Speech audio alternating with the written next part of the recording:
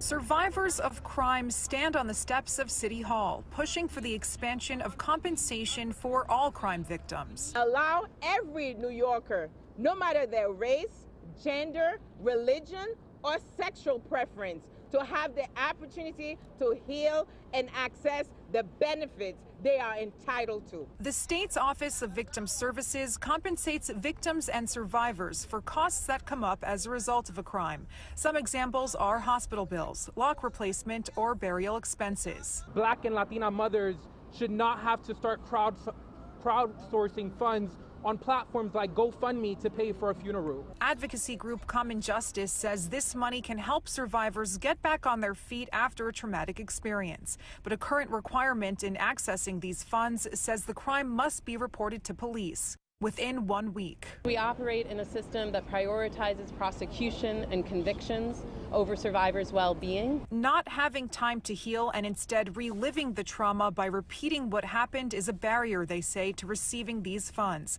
Immigrant groups may also fear deportation as a result of reporting. Another issue they add is strained relationships with police. My prior experience with the police prevented me from filing a police report, barring me from access to victim compensation funding. Common Justice says that most recipients of compensation are white women between the ages of 29 and 59. And you know why? Because they are more comfortable to go to the police to report crime. The resolution allows victims to instead report the crimes to their doctors or certified organizations. It also extends the time to report from 1 week to a reasonable time, and also extends the time to file a claim for compensation from 1 year to 7 years. And now that the City Council has passed the resolution, their next step is getting the state legislature to pass it.